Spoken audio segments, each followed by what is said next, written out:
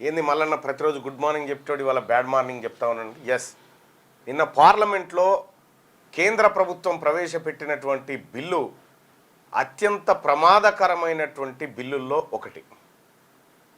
Article 130 ఏదైతే సవరణ చేసిరో దానికి అనేకమైనటువంటి ప్రశ్నలు భారతదేశం మీద, అటు న్యాయ వ్యవస్థ పైన, ఇటు రాజకీయ వ్యవస్థ పైన ఉత్పన్నమవుతూ ఉన్నాయి. అసలు ఏంది ఆ బిల్లును కాగితాలను చింపి అమిత్ షా మీద ఇసిరి వేసేంత గందరగోళం ఎందుకు జరిగింది నిన్న పార్లమెంట్లో ఈ అంశం పైన ఒక సీరియస్ వాదన, తోపులాట దాకా కూడా పోయినటువంటి అంశం. అసలు ఏంది ఈ బిల్లు, ఏంది, ఎందుకోసం తీసుకొచ్చింది కేంద్ర ప్రభుత్వం, దీని వెనకాల మతలాబేంది, ఈ అన్ని అంశాలని ఒకసారి చూసే ప్రయత్నం చేద్దాం.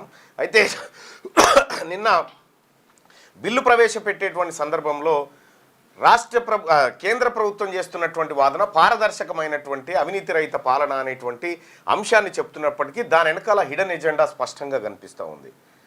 రేపు పొద్దున ఇది ఎంత ప్రమాదకరమైన బిల్లు అంటే, కల్వకుంట్ల కవిత గారు ఎమ్మెల్సీ హోదాలో 6 నెలలు జైల్లో కదా, ఒక్క నెలనే ఆమె పదవి పోయేది. ఒక్క నెల ఉంటేనే 30 డేస్లో కథ అయిపోయాయి అంతే.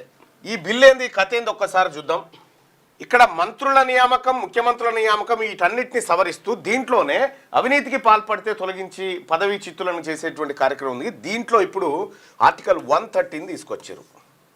130 ద్వారా 130 సవరణ చేసి నిన్న ఏం పెట్టిరు బిల్లు అని అంటే, ఇప్పుడు వీళ్ళున్నట్లో మొన్న అరవింద్ కేజ్రీవాల్ అరెస్ట్ అయింది కదా, సీఎంది తీసుకుంటే అరవింద్ కేజ్రీవాల్ పైన ఎన్ఫోర్స్మెంట్ డైరెక్టరేట్ ఆరోపణ చేసింది లిక్కర్ స్కామ్లో ఉన్నాడు అని చెప్పి ఆయనను జైలుకు పంపింది.